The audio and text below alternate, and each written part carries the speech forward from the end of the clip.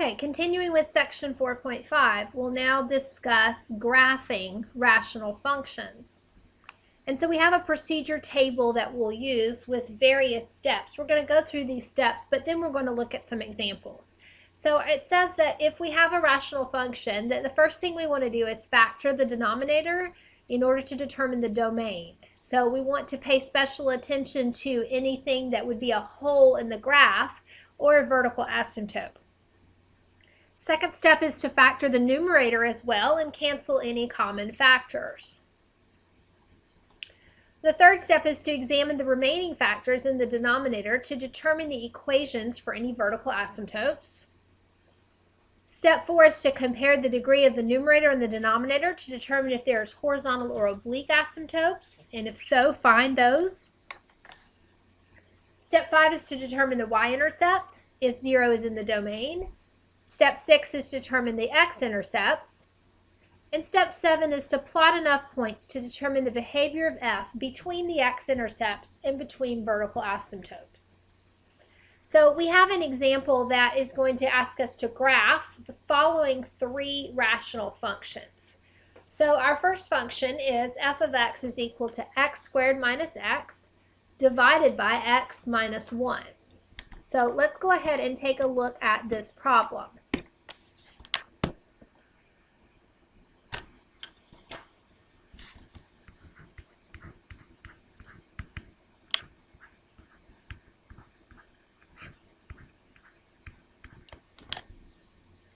All right, so our first step is to factor the denominator, and that step is done for us. We need to use that to determine the domain. So we know that the domain would be anything but the number that causes the denominator of the fraction to equal 0. So we can say that our domain is going to be everything but positive 1. And so I'm just going to kind of write this out in words for right now. It's going to be all real numbers except x is equal to 1. So we know that x is equal to 1 is going to have a hole on the graph, okay? Because that point is undefined. All right, so step 2 says to factor the numerator as well and cancel any common factors. So I can cancel that, I can factor that numerator by pulling out an x. So x times what to make x squared would be an x, and x times what to make negative x would be a negative 1. And then we know that we can cancel those two factors, leaving me just f of x is equal to x.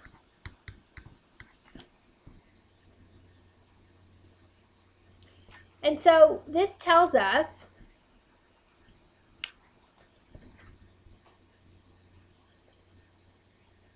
that except for the x is equal to 1 point where we know it's undefined, everything else is going to be equal to f of x is equal to x. And we already know how to graph that function because we know that f of x is equal to x is a linear graph, which means that it graphs a line. It doesn't have any exponents, so we know that it's going to graph a straight line.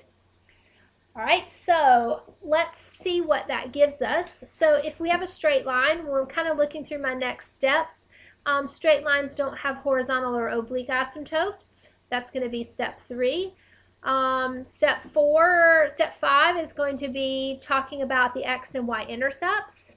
All right, so we could very easily go in and say, okay, what is our X-intercept? Remember, your X-intercept is going to be setting the Y value equal to 0. So if we put a 0 in for the Y, the X is also going to need to be 0 so that that's a true statement. If we put a 0 in for the X, then that's going to also make the Y equal to 0. So we have an intercept at 0, 0. Both the X and the Y. Okay, so we know it's a straight line.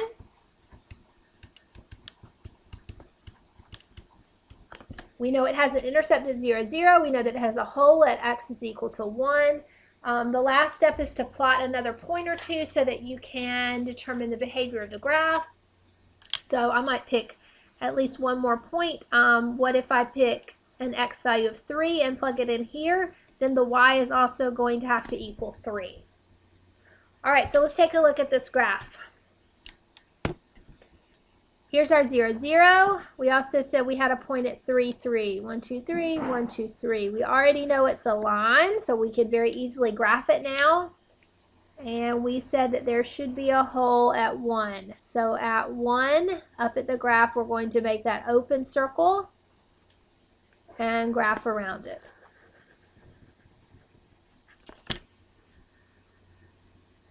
Okay, so let's look at part B. Part B says that we have g of x is equal to x squared plus 1 over x squared plus 2x minus 15. Step 1 is to factor the denominator. So we've already factored this. We did it in the last section. X and x. For the 15, we used 5 and 3. We said it has to be a positive 2, so we want the bigger term, the 5, to be positive, the other one to be negative. And we noted that the top part does not factor. All right, so that takes care of the first two steps. We can now discuss the domain and vertical asymptotes. So we know that the domain is everything except, so all real numbers except -5 and 3, because those would cause the denominator to equal 0. So we would expect when we graph this thing to have undefined points at -5 and at 3. Furthermore, we know that we actually have a vertical asymptote at those 2 points. So we're going to have vertical asymptotes at x is equal to -5 and x is equal to 3. So it's not necessarily that we have a hole on the graph.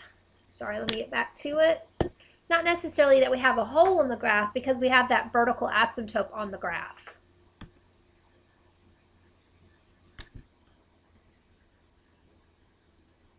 Okay, so our next step, once we get that factored, is to determine the x and y-intercepts of the graph. So we know where the graph crosses the x and y axis. So if we look at a table of values there, so we're going to set x equal to 0. Let's see what we come up with. If we put a 0 in for the x, we're going to have 0 squared plus 1. On the bottom, we're going to have 0 plus 5 and 0 minus 3. So we'll have 1 on the top. We'll have 5 times -3 on the bottom. So we end up with -1 over 15.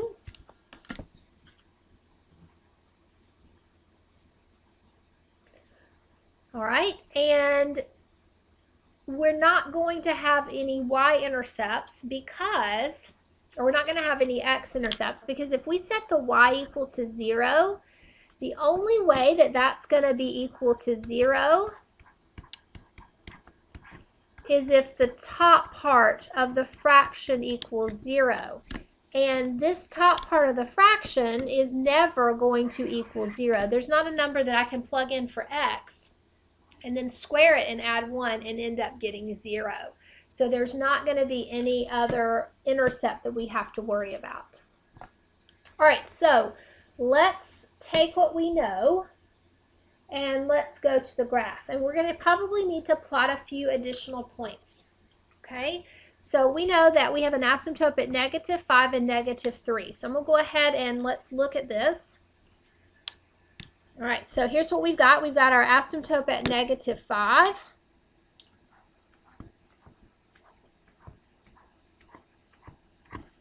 And we have an asymptote at 3. All right, so those are my two vertical asymptotes that we've already talked about. Let's go back to our function and make sure that we do or do not have a horizontal or oblique asymptote. We need to check that as well. If you note that the top degree is 2 and the bottom degree is 2 and that they're equal, then remember that that means you have a horizontal asymptote at your coefficients. So 1 over 1 is going to equal 1. So we expect to have a horizontal asymptote at y is equal to 1, which is what we're seeing right here. Now, we have also said that we have a intercept, a y-intercept at 0 and -1 over 15. So that point is going to be, I'm going to plot it right here. It's going to be very close to the origin there. Okay, now beyond that, I need to plot a few points in each region just to give me an idea of what the graph looks like. So I could take my original function,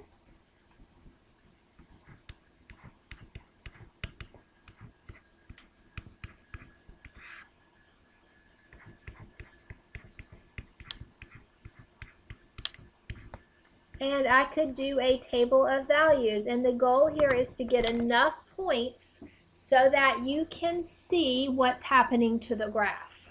Okay, and so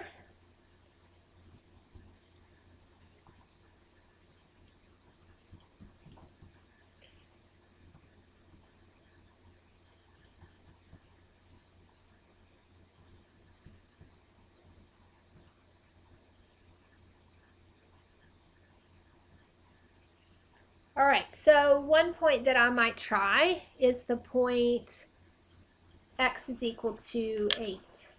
Okay, and I'm just randomly picking some numbers that I think are going to be easy to plug in. So if I plug an 8 in for the x, I'm going to get 8 squared plus 1. And then I'm going to have 8 plus 5 and 8 minus 3. So on the top, I'm going to get 64 plus 1. That's 65. On the bottom, I'm going to have 13 times 5. 13 times 5 is also 65. And so we're going to end up with a 1. So we have the point 81.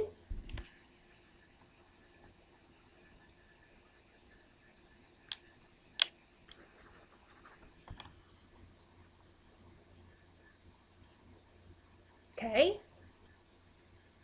All right, so let's try something else. Let's try maybe x is equal to 4. And I'm going to do it the same way. And just in the interest of time, I'm going to just go ahead and tell you that if you plug a 4 in, you're going to get 1.89. So we'll just say 1.9. So we can plot that 1, 2, 3, 4, and almost at 2. All right, and then what if we plug in, we can't actually use 3, but what if we use, say, 3.1? So we get something very close to the edge there.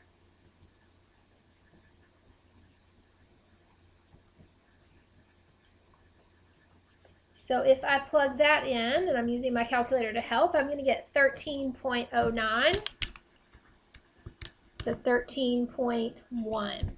All right, so 3.1, and it's going to go way up here. All right, so I can see now that the graph is kind of taking on this shape where it's coming down. It's coming in and crossing right there and then jutting off to the side. All right, and so that is what you would want to do. You would want to continue by plotting points until you get a sense of what the graph looks like in all 3 sections. And so in this middle section, I'm going to go ahead and just kind of draw it in, even though you would need to do some points. In this middle section, you're going to come up, see the graph come up, it's going to go through that point, and it's going to go back down. And then on this side, you're going to have kind of a similar shape to what we started with. Okay? So you just plot as many points as you need to be able to graph that function. All right, and so finally, let's look at part C. Part C, we have as a function h of x is equal to x cubed plus x squared plus 2x plus 2, and x squared plus 9 on the bottom. And so remember, step 1 is to factor the denominator, which we cannot factor x squared plus 9. So there's no restrictions on the domain. There's no way that x squared plus 9 is going to equal 0. So the domain is going to be all real numbers. There's no vertical asymptotes because there's no way that x squared plus 9 is going to equal to 0. So let's check the, we could factor, potentially could factor the numerator, but we know it's not going to allow me to cancel anything with the denominator. So let's look at asymptotes for a second. We know no vertical. What about horizontal and oblique? If I look at my degree here and my degree here, what happens if the degree of the top is 1 more exactly than the degree of the bottom? So we know that we have an oblique asymptote. All right, so we can use division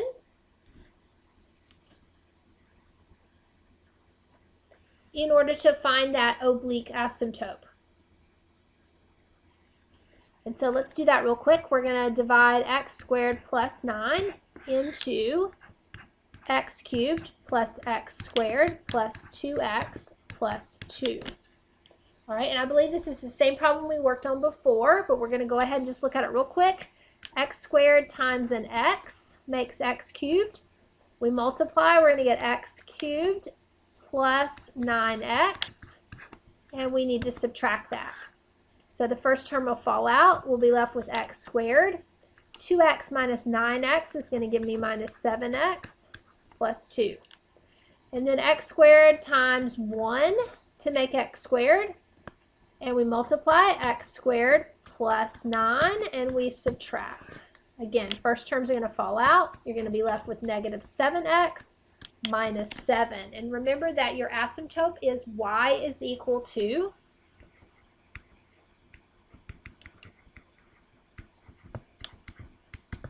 x plus 1. Okay? So we know no vertical asymptotes, no horizontal asymptotes. We know the oblique asymptote is y is equal to x plus 1. Okay, we know that there's no restriction on the domain. What about our intercepts? All right, so we need to figure out where our x and y-intercepts are. If I plug a 0 in for the x, that is fairly easy to deal with. I'm going to have 0 cubed plus 0x plus 2 times 0 plus 2, so basically just 2 on the top. And on the bottom, 0 squared plus 9 is going to give me 9. So we have a fraction 2/9.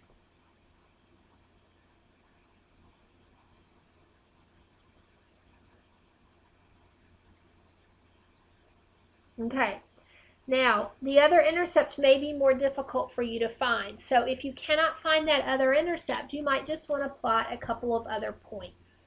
All right, so let's go ahead and kind of take a look at what this graph is going to look like, assuming that we're going to plot a few more points in here and plug in. All right, so here is your asymptote. Y is equal to x plus 1. So we can dot that in. And here is your intercept 0, 2/9. And here's another point that they chose, the negative 1, 0. And again, you want to choose enough points that you have a sense of what this graph looks like. So if that means you need to choose 1 point or you need to choose 4 or 5 points, you want to do that and plug them in so that you can sketch out this graph.